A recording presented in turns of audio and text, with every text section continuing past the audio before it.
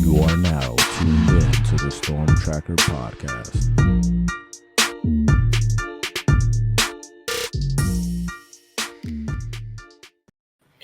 Welcome back, family, to the Storm Tracker podcast. Marcus Benjamin here, representing CanesCounty.com, with my guy Frank Tucker, representing the Crib, South Florida.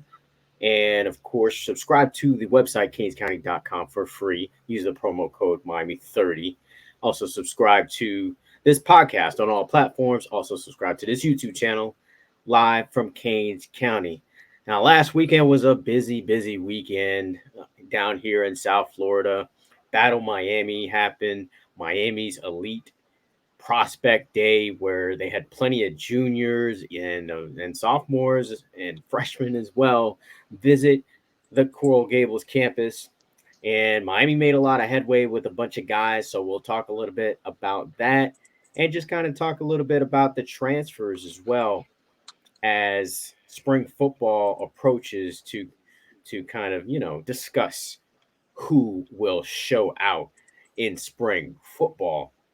But first and foremost, we got to talk Luke Nickel, Frank. Luke Nickel, the Miami 2025 quarterback commit, showed out at Battle Miami, winning the championship with Cam Newton's 7-on-7 team, C1N.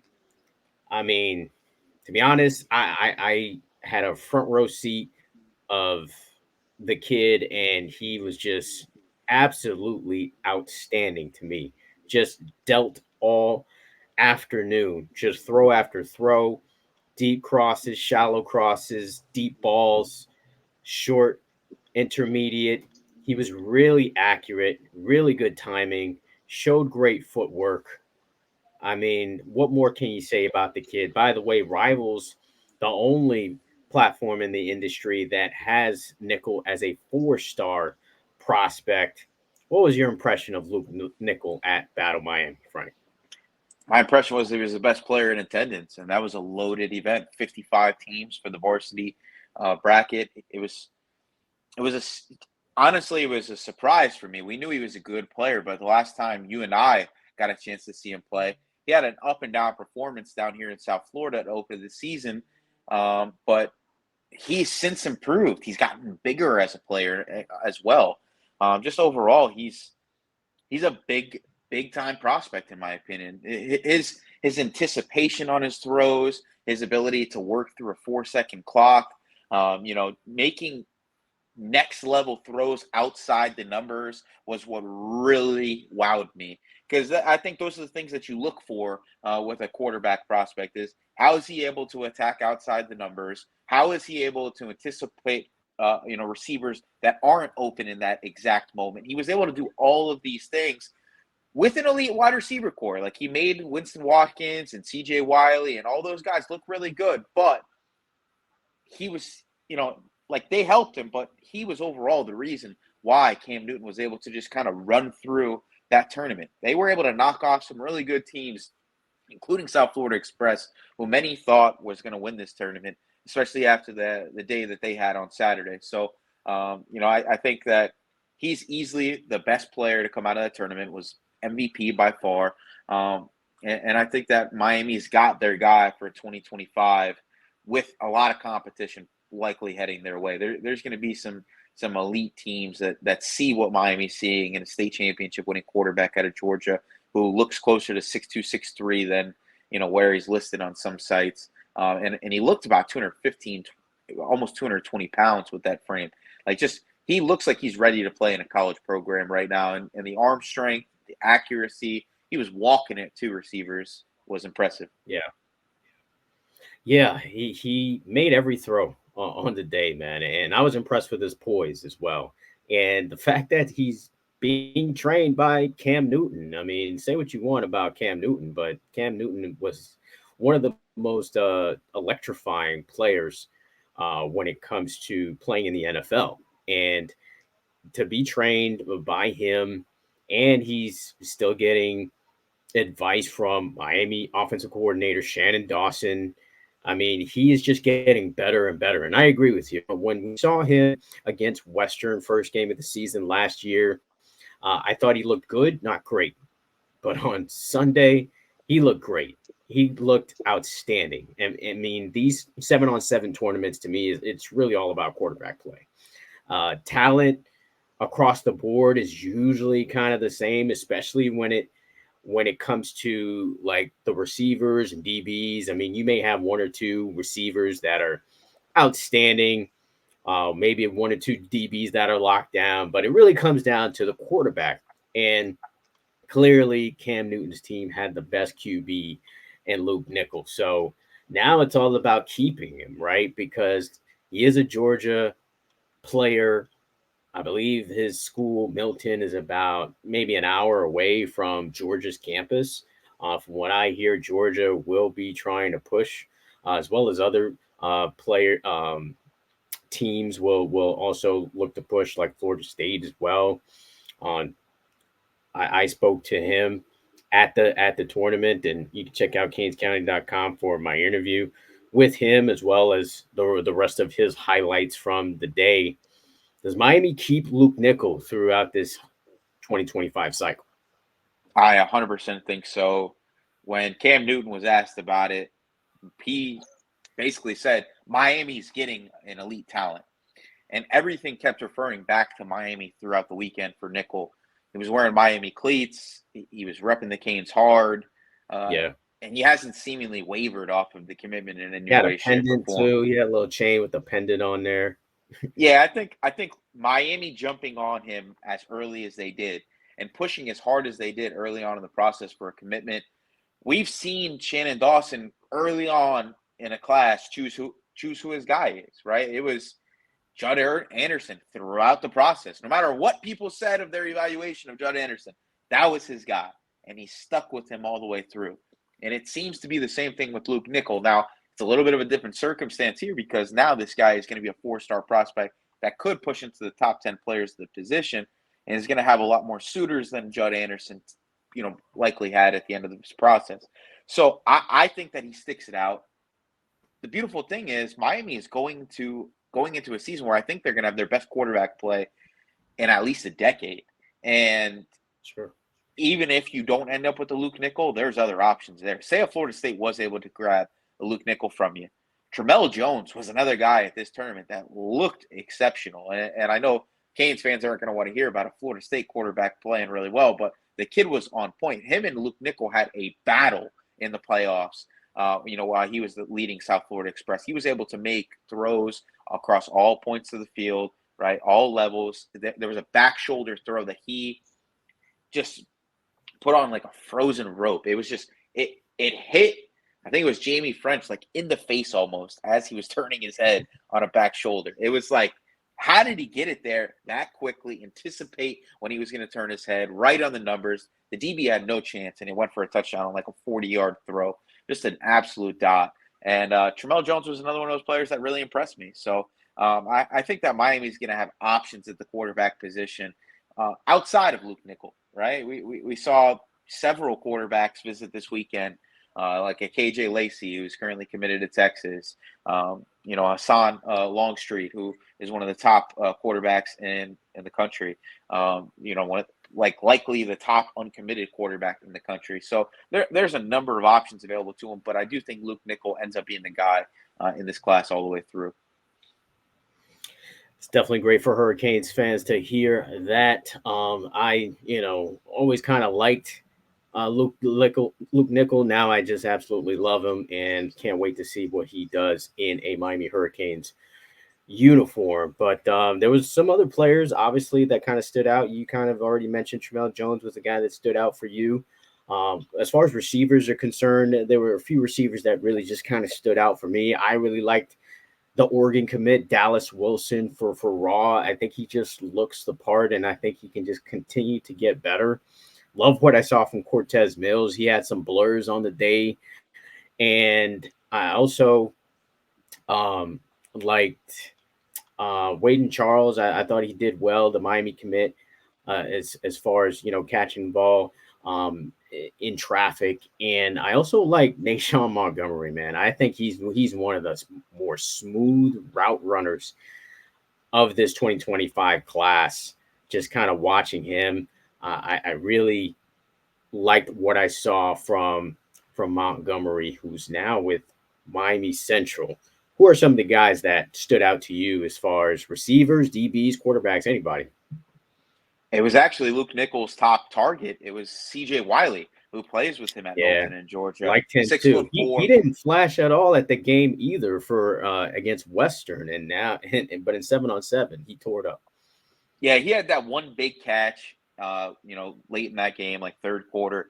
But outside of that, didn't have a great game. It was a muddy condition, so we got to give them a little bit of credit there. But overall, I thought he was dominant in this tournament, and he was one of the better players in Georgia at the receiver position this past season. There's an obvious connection there with him and Nickel. I Sure. think that Miami's going to need to target a bigger bodied receiver in this class, seeing that they've fit them. They have definitely found guys in that niche of like 6 foot to 6'2" with Chance Robinson and Josiah Trader. And then you've gotten your three slot guys in the past couple classes in Robbie Washington, Nykar, and Ray Joseph.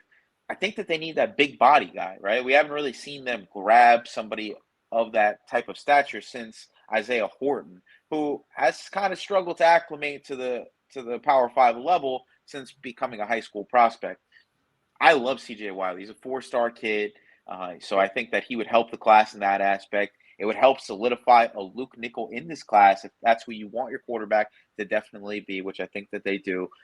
He fits the mold of what they want. A big athletic target on the outside that was he was able to make nimble plays on the back of the end zone, kind of toe tapping along for some catches, elite hands from what we saw. He was able to make plays, high point and stuff. I loved what I saw from him because of the connection between him and Luke. Another guy that I thought was exceptional was Vernell Brown, and it wasn't just because of what he did at receiver. His ability to play on both sides of the ball showed he's just a dog of a football player. He had multiple plays as a defensive back playing a one-high free safety type player. He's shifty, he's quick, he's got good hands, he is going to talk your ear off in all settings. We saw what he did this year on Friday nights, put up huge numbers. We know that last summer he wowed the coaching staff in a 7-on-7 camp on campus, and he's one of the top guys on the board regardless of position. And I think that he likes Miami a lot right now. He was obviously there for a visit this weekend. We did get a chance to talk to him. John Garcia was able to write that one up, I believe, and it should be up on our site at canescounty.com as well. But he's a guy I'm like basically writing in pencil right now as a guy that probably ends up in this Miami class. And if you watch him on Friday nights and in 7-on-7 so far, he's going to be an impact player that's going to push guys like Nykar, Ray Joseph, and Robbie Washington early on in the process because he is that good. Another guy who I liked who hasn't earned a Miami offer yet, he's a 2026 prospect that actually plays quarterback on Friday nights, and that's Keshawn Henderson out of Texas. He just picked up a Texas offer the other day, but he dominated this weekend for DEFCON Texas. He was a huge reason why DEFCON Texas was able to upset Raw Miami with Naeshaun Montgomery and Cortez Mills and all those studs that they got all over the field. And I think he had 4 touchdowns in that game, 3 or 4 touchdowns, and he's not even a true receiver. But the athletic build around 6'3", 6'4", 185 pounds proves he's a guy that if he wanted to, if you kind of visualized him as a receiver, you could. The skills are there. I always say quarterbacks have the best hands on the team, and he kind of proved it with some big-time plays in that game. I love the skill set with him. I think that if you watch the tape on him at quarterback, he's kind of intriguing there as well as one of the better dual-threat quarterbacks in the country, already a 4-star prospect with about 25 offers.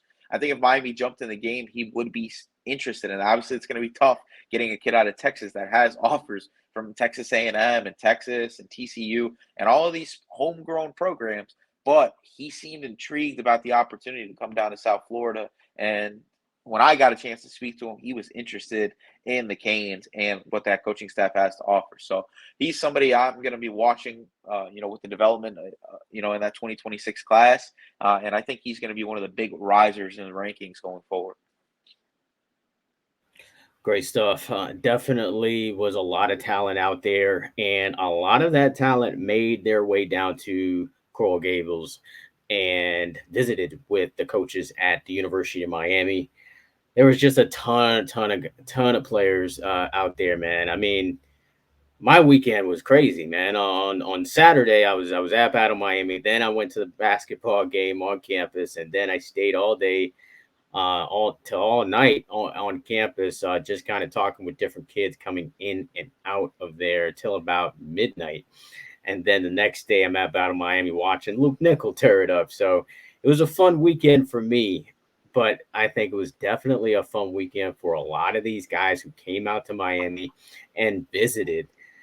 I think Miami made some good headway with a lot of players. In particular, for me, I think Lamar Williams is a name to really kind of watch as offensive tackle at Gaston County. I think this guy was really impressed by Miami and the coaching staff, Alex Mirabal and Mario Cristobal, of course, getting the opportunity to being coached by those guys. I think it's something that was really intriguing to him. I think Miami kind of moved up into a top three or maybe even a top two for him.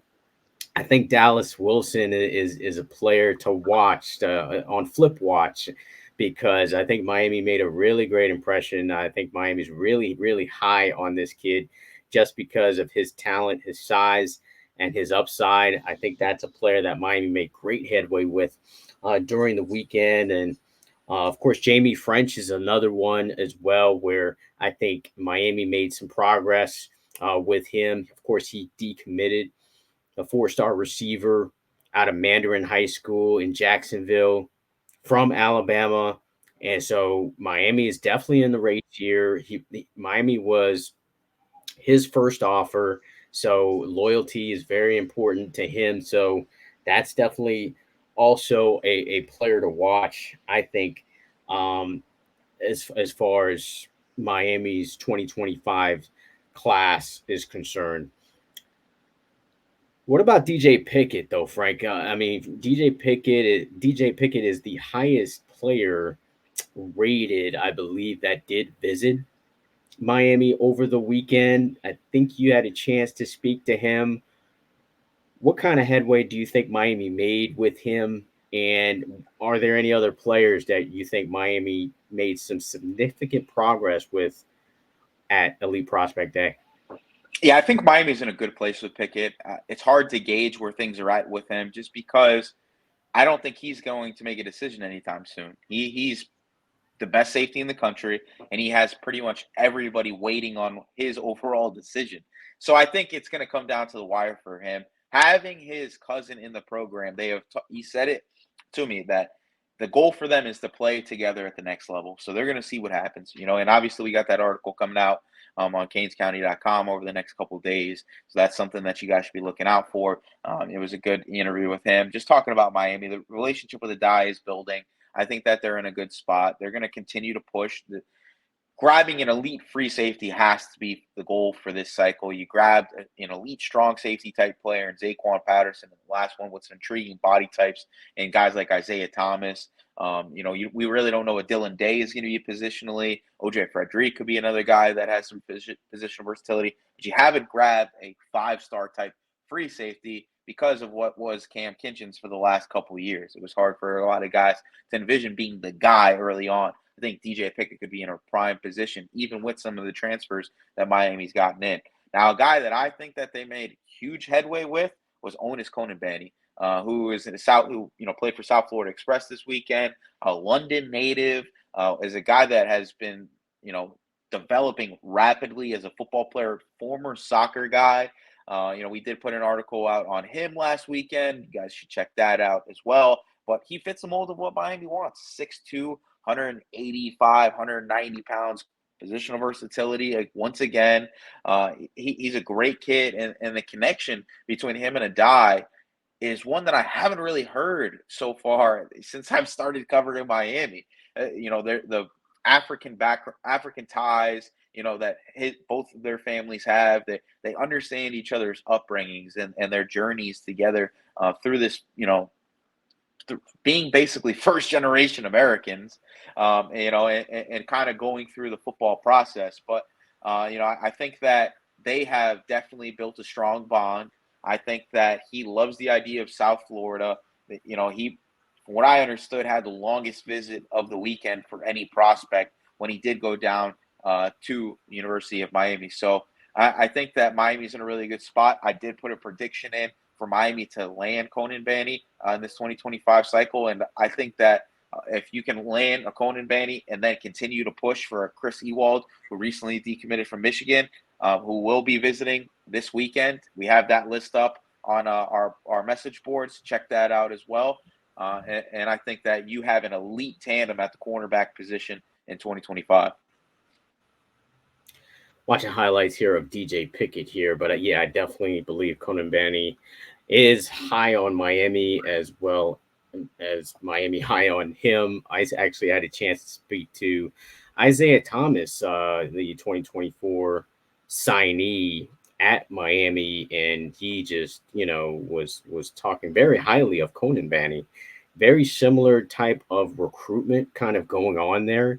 I spoke to Isaiah Thomas during his recruitment, and he was just raving about a die and just how he connects with him with that I guess foreigner type of background. Isaiah Thomas is from Canada originally, so he has a way to really kind of connect with these guys and relate to them. So I definitely agree with you there.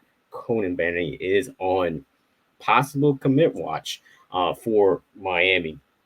But as far as the 2024 class, because we're rolling into spring football now already, Frank, which one of these 2024 players do you think we'll be talking about during spring football? It's easy. This is low-hanging fruit for me. Zaquan Patterson. There's a need at that safety position. I think that he is ready to be a Miami Hurricane. He embodies everything that you look for at that safety spot, just an old school mentality to the position, physical player that wants to, play at a violent tenacity on a play-by-play basis. He has proven that he's a guy that can cover as well this past season. I think that he's going to come in and right away prove that he should be on the field for the University of Miami at one of those safety spots. And if not starting right away, I think that he'll be in the rotation in a heavy way. The other guy is, for me, Josiah Trader. Two Chaminade guys that are going in early, and I think that they're going to be able to play a high level of football at a position of need. Isaiah Horton, we got to see what he's able to do on that outside receiver spot. He still hasn't consistently shown that he can be the guy. And you lose Kobe Young, and we haven't really added anything at receiver from the transfer portal. There's an opportunity there for Josiah Trader to jump in at one of those outside receiver spots and make something happen, right? Like even Jacoby George, there's been some off-field, issues there. And at the end of the year, things kind of got a little ugly with some on-field stuff. So I think that there's going to be tons of opportunity there for Josiah Trader, who you and I both felt was one of the best athletes in the country, regardless of position. And with Miami going all in with him at the receiver spot, I think that he's going to prove that there is a chance we could see one of the better freshman receivers in this program since maybe like an Almon Richards. Yeah, I agree with you there. For me, I think it's going to be Booker Pickett, man. I really think he is going to make some headway in spring here. I mean, it's going to be a rotation. We already know that. I mean, that's pretty normal with D linemen, especially edge rushers. Reuben Baines obviously going to be one of those guys, along with Nigel Kelly and Jaden Wayne. But I think for that second group of edge rushers, you got a Booker Pickett. You also got possibly a Marquise Lightfoot that will probably be in the rotation. I think these guys have shown that they're dogs based on their performances in the All-Star games a couple weeks ago. So I think we're going to see those guys flash. And I think we are going to hear Jason Taylor and Joe Salavea talk about those guys and how they are progressing, as well as Mario Cristobal as well. I think those guys will definitely kind of make some headway here in spring. So there are a lot of transfers as well, right? A lot of transfer players that have brought in to the program. And as far as transfers concerned, which one of these transfers do you think will turn heads in spring? I think it's probably going to be Savion Riley, just because that safety position is so wide open, right? Like with James Williams and Cam Kinchens leaving, there's got to be people that step up at both spots.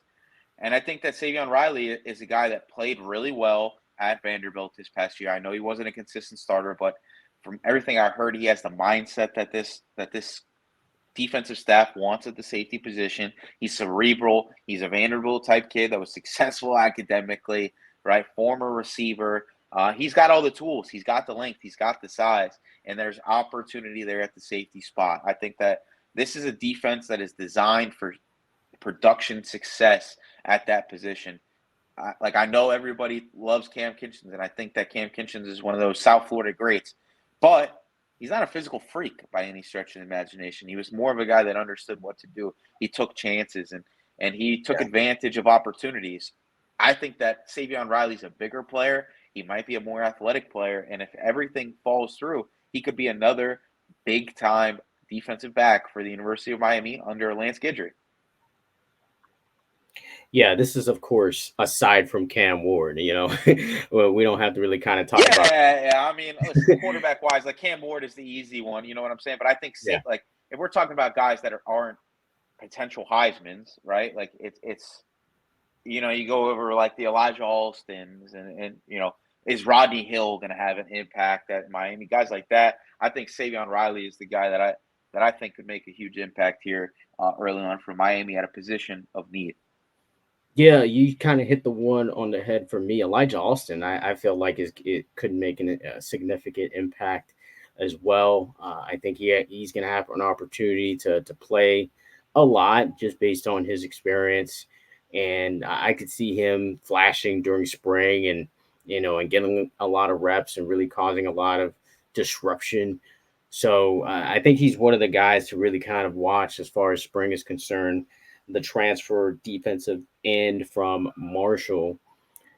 Now, as far as all the players that have transferred in here, Frank, which one do you think is I guess the most questionable, like interesting, as far as like Miami taking a chance on a certain transfer coming into the program? Isaiah Taylor. I know, like, you and I both loved him in high school at St. Thomas. He was a really good player. I just think with Misha Powell and Savion Riley and Zaquan Patterson coming into the program, the question has to be how much opportunity is going to be there for Isaiah Taylor to really get on the field. He was a rotational guy at Arizona, and I know Arizona had a solid year this year. But it's like he's coming as a preferred walk-on, and I know his dad is on staff, so that scholarship's already paid for, and it's more of a strategic move, a strategic depth move by this staff. But I just don't see a pathway to true success this year for him as a guy who's going to be buried on the depth chart behind three guys, in my opinion, that are better players. So it's going to be tough for me to envision him making an impact in 2024 at the University of Miami.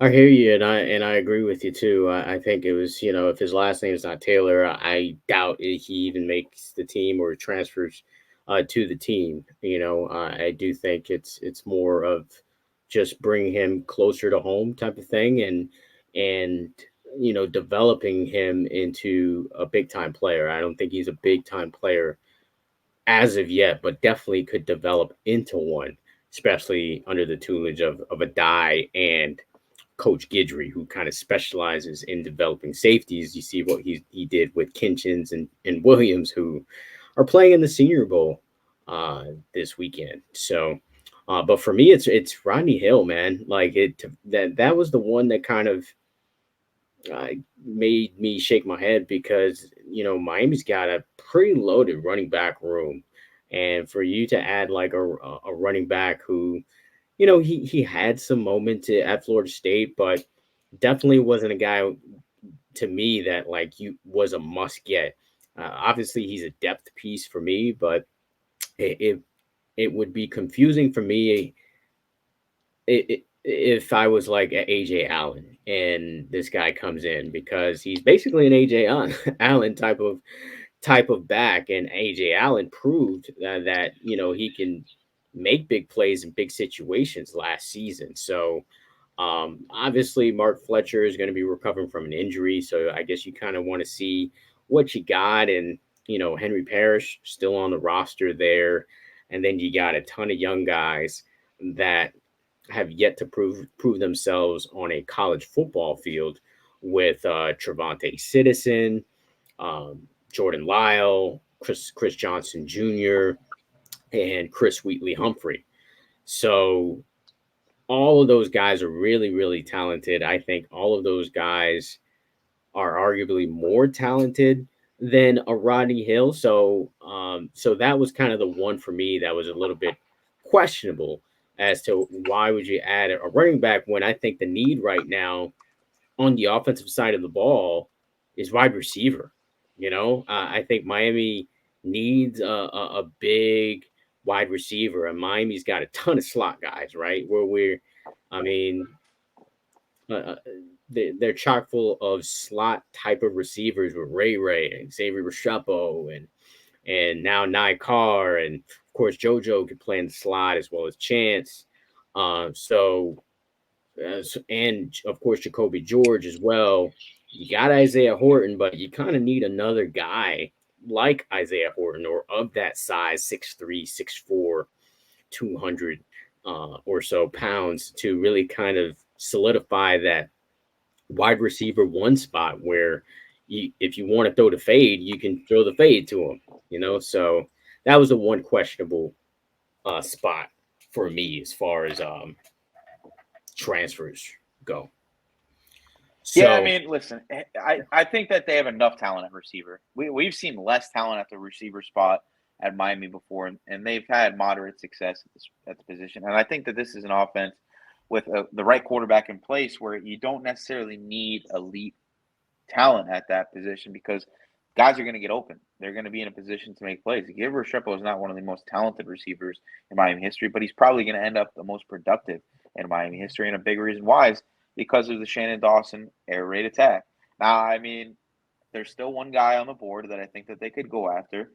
And I think that, like we talked about, Isaiah Horton, that's Leland Smith, right? And we don't know what's going to happen there. Like, there's obviously been some traction a little bit more with teams like Purdue and Mississippi State, but it seemed like Miami was heavy on his heels very early on in the process. I don't necessarily know if that's wavered because we know that Miami's going to have some wiggle room going into the spring. They don't necessarily have to, make a decision on the roster cut down until after the spring. So I think that some guys are going to exit the program at that point, and I think that they've still got some room to add a receiver right now. Leland Smith would fit that mold perfectly at 6'5". He was productive in the JUCO ranks. He's an athletic guy, like 4.4 type speed. And he might be a better fit for what Miami's looking for than an Isaiah Horton. But overall, I think Miami's going to be in a good spot just because Cam Ward is going to make things happen that Tyler Van Dyke wasn't able to, especially his mobility and what he's able to do with off-platform throws and when things break down in a way that Van Dyke just didn't bring in any aspect to. So overall, we're going to see what happens. I would be okay if they didn't add a receiver. If they added a Leland Smith, I think that Miami's in a really good spot positionally across the board because offensive line-wise, we know it's going to be really strong, especially with the addition of Zach Carpenter. Linebacker-wise, they bring back mostly everything. Defensive back-wise, I think that they've made enough additions to where this is going to work. We know that the edge spot might be the best in the country. Receiver-wise is the only question because you got Cam Ward. Jordan Lyle is now considered one of the top 5 running backs in the country. You had Mark Fletcher, who was basically a freshman All-American. A.J. Allen showed flashes. Like, everything is there for Miami to make a huge jump this year. And if you add one more big body on the outside, things could definitely get scary with a Cam Ward-led passing attack.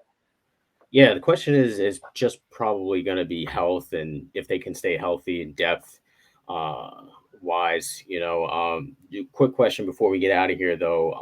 A kid I like at DB, I know we're pretty good on DB, and the question is kind of are we going to continue to develop Damari Brown or Jadice Richard, or do you get a guy who's been proven already, like a Takario Davis? This is a guy who led the Pac-12 in pass breakups. He's still in the portal right now out of Arizona. Do you think Miami should kind of see what's going on there with him and maybe invite him on a visit or something like that? Or do you kind of stick with the guys that you got and just develop the guys in that defensive backfield?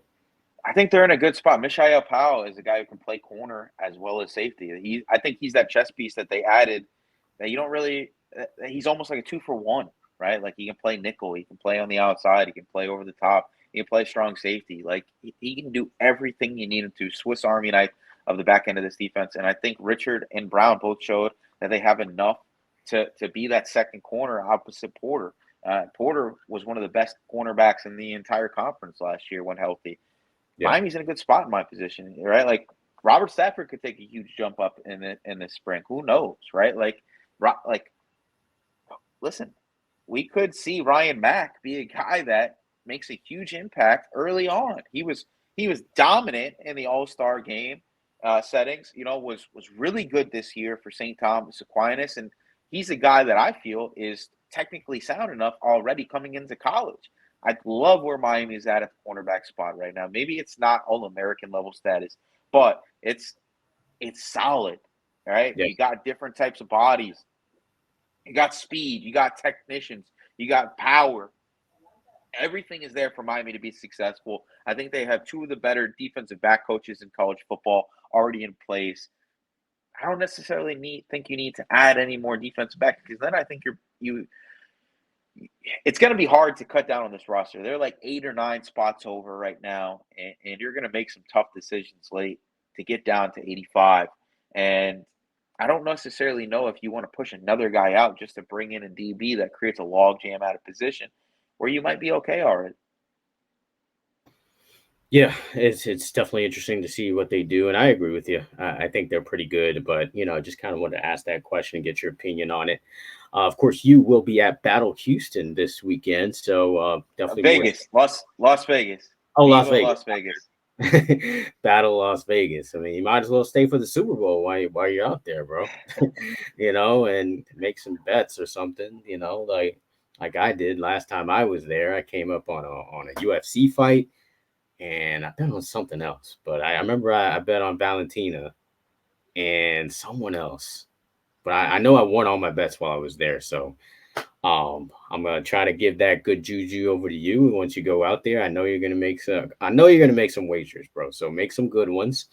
I need to make some good ones because the Hard Rock app has been taking me to town. It has been. I just downloaded it, man. I haven't made any bets yet, but we'll see how that goes. Gotcha. Yeah, I'll let you guys know on the next update if I'm broke and need to write about 10 more articles next week to make up for it. Gotcha. So Frank will be at Battle Las Vegas, and I will be at Football Hotbed 7-on-7 this weekend. So plenty more to come from CanesCounty.com. Make sure you subscribe to this podcast on all platforms. Subscribe to this YouTube channel live from Canes County. Most importantly, subscribe to the website, CanesCounty.com for free. Use the promo code Miami30. Until the next episode.